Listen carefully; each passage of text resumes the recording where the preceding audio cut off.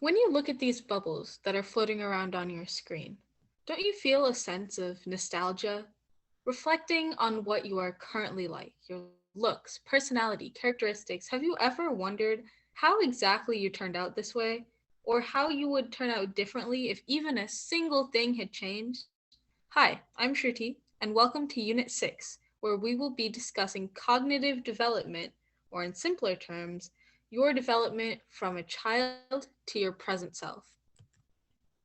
Before we continue, I want to first give a little bit of credit to Jean Piaget, who was a Swiss psychologist, and his work has tremendously impacted the field of child development.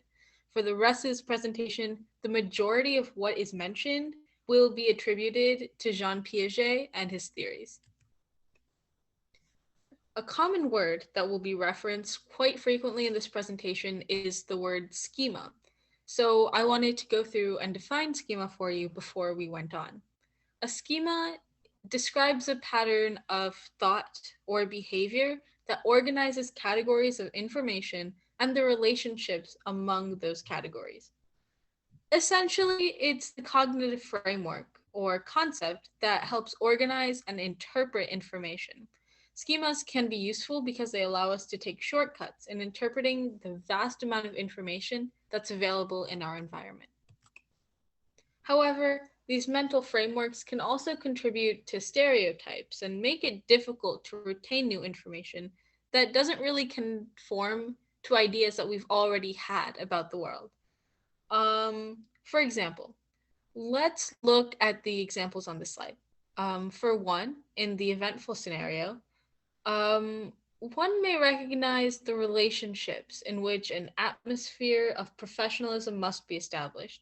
That includes firm handshakes and fancy suits.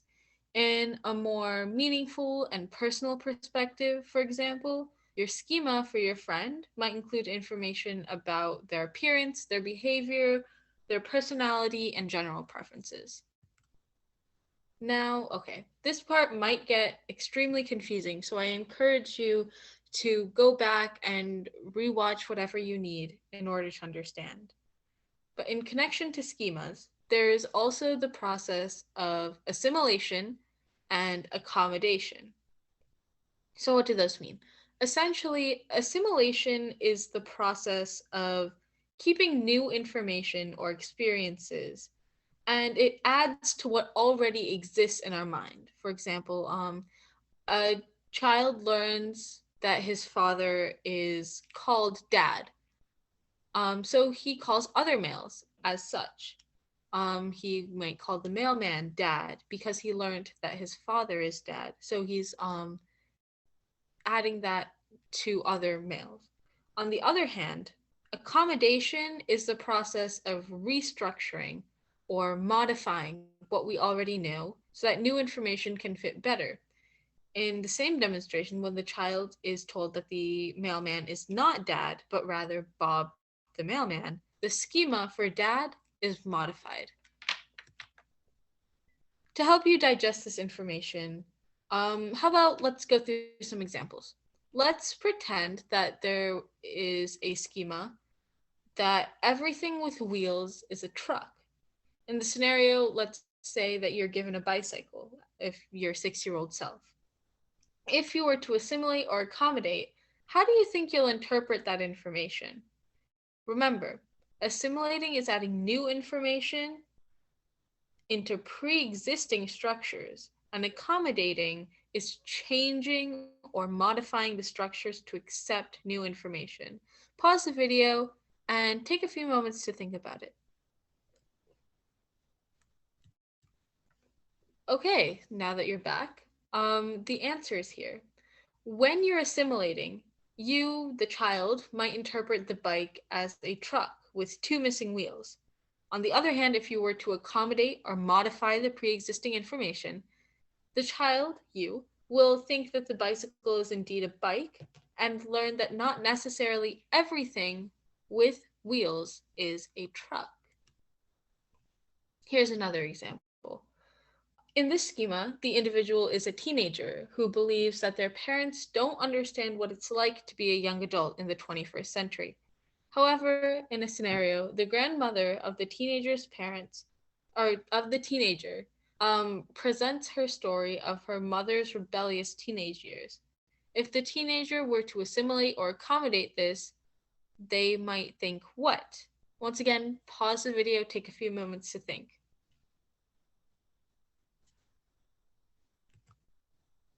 Okay, so when assimilating, that teenager might be in disbelief and will think that her parent or her grandmother is not telling the truth about her parents. However, if she was to accommodate the information, she might think that her mother went through the same experiences that the teenager is currently going through. And one last example. Let's present you with an example from a perspective that most to all of us can relate to, the viewpoint of a student. In this schema of thinking that Christopher Columbus was a heroic man who discovered America, you read an article in US history class about how Columbus and early settlers mistreated Native Americans. How would you think if you were to assimilate or accommodate the information given? Take a second and pause the video to think about it.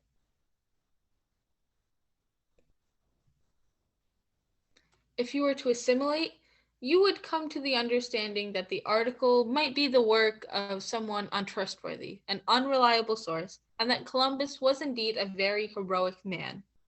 In terms of accommodating the information, you would believe that Columbus wasn't as good as society depicts him to be and adopt a different viewpoint of Christopher Columbus. In more simple terms, Piaget called the schema the basic building block of intelligent behavior, a way of organizing knowledge. In connection with schemas, John Piaget came up with his theory of cognitive development, which suggests that children move through 4 different stages of mental development. His theory focuses not only on understanding how children acquire knowledge, but also on understanding the nature of intelligence. In the field of psychology, the theory of growth and development is known as Piaget's 4 stages of cognitive development. For the next few slides, we'll be discussing each of these stages. The first stage is called the sensory motor stage. It consists of when you are first born to the age of 2. According to Piaget's theory, this is around the time where the baby takes in the world through looking, hearing, touching, mouthing, and grasping, which is known as sensory and motor interactions. It is during the sensory motor stage that children go through a period of dramatic growth and learning. As kids interact with their environment, they're continually making new discoveries about how the world works. However, young infants before 6 months lack object permanence, which is the awareness that things continue to exist even when you can't see it. By 8 months, they exhibit the memory of these objects. The second stage, or the pre-operational stage, ranges from when the child is 2 years old to about 6 or 7. Children begin to think symbolically and learn to use words and pictures to represent objects. Furthermore, children at this stage tend to be egocentric and they struggle to see things from the perspective of others. While they're getting better with language and thinking, they still tend to think about things and the world in very concrete terms. The third stage is known as concrete operational stage, and it is from the ages of 7 to 11. During this stage, children begin to think logically about concrete events. They begin to understand the concept of conservation, that the amount of liquid in a short, wide cup is equal to that in a tall, skinny glass. During this stage, children also become less egocentric and begin to think about how other people might feel or experience the world. And the last stage, formal operational, extends from 11 or 12 to adulthood, which is the longest amount of time that a stage extends to. At this stage, The adolescent or young adult begins to think abstractly and reason about hypothetical problems. Teens tend to begin to think about more moral, philosophical, ethical, social, and political issues that require theoretical and abstract reasoning. They begin to use deductive logic or reasoning from a general principle to specific information. At this point, people become capable of seeing multiple potential solutions to problems and think more scientifically about the world around them. Since we just went over a lot of information, we've decided to include a slide where we can sum up all the key terms and notable features from each of the stages of development. If you're someone who likes to take notes on paper, this is a great chance to do that. You can pause the video and really soak up the information on this slide. But before you do that, there are two terms on here which we hadn't discussed, and those two are animism and the theory of mind in stage two, the pre-operational stage. To elaborate, animism is the belief that inanimate objects, like toys and teddy bears, have human feelings and intentions, and the theory of the mind is the individual's degree of capacity for empathy and understanding others. Now that you know what those two are, take a second to pause and really understand the information, even write down notes if you'd like.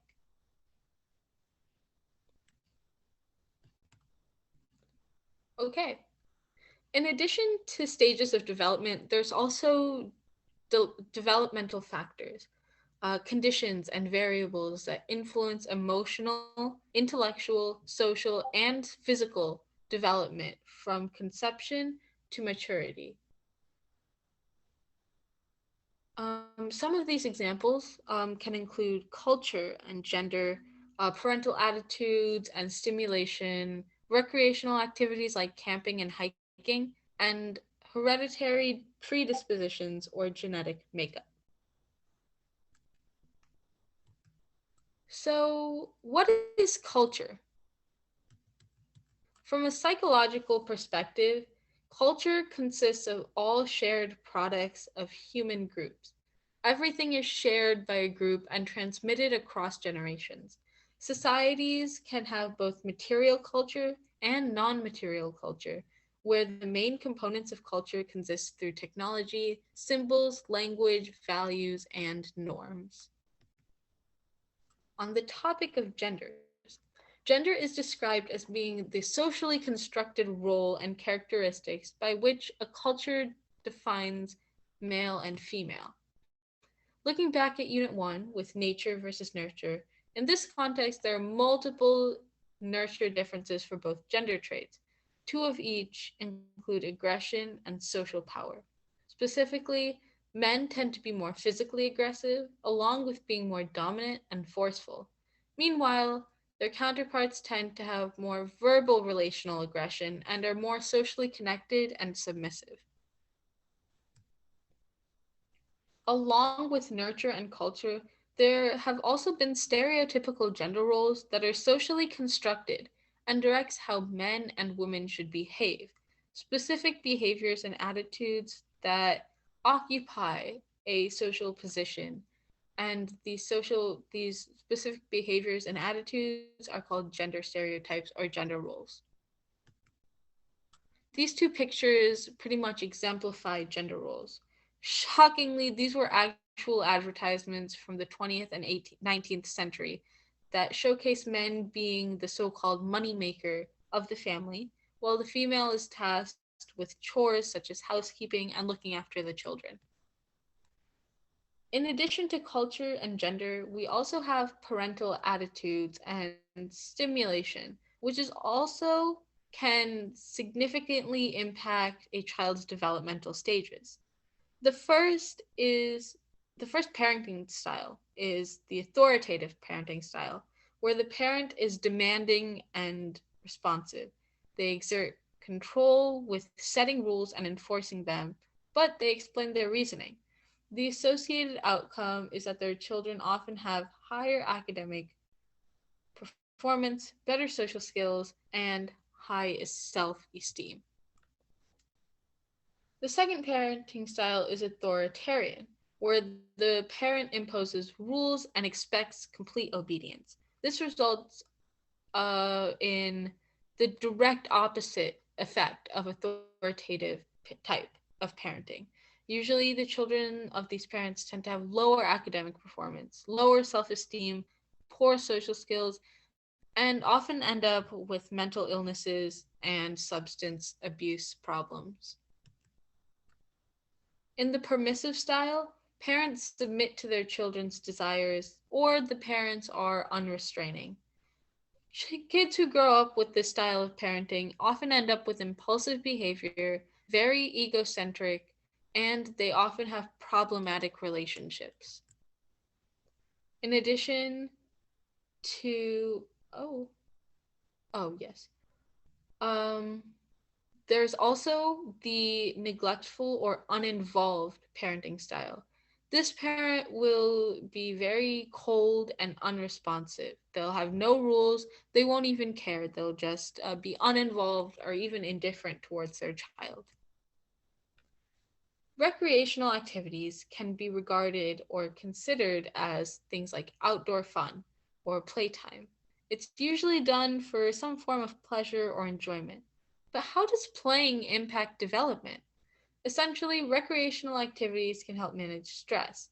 It provides a chance to nurture oneself and provides a sense of balance and self esteem, which can directly reduce mental illnesses such as anxiety and depression. A genetic predisposition, which is also sometimes called genetic susceptibility or hereditary predispositions, is an inherited risk of developing a disease or condition. For example, a person might be more likely than average to develop one or several types of cancers if there's someone in their family who also have that cancer. And if that cancer does occur, it might develop at a younger age than is average for people without a genetic susceptibility. A majority of the information that was just presented to you in this presentation is from Very Well Mind. In the description of this video, we'll provide links to articles from Very Well Mind that can help consolidate details and further explain things that we just discussed.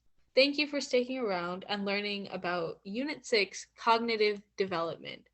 This will be the last video that Northview Psi Alpha or Northview Psychology Honor Society will be putting out on YouTube as part of our psychology course. Thank you so much for sticking around. Thank you so much for watching. And we hope that you found this and our previous videos helpful and worthwhile. We'll see you later.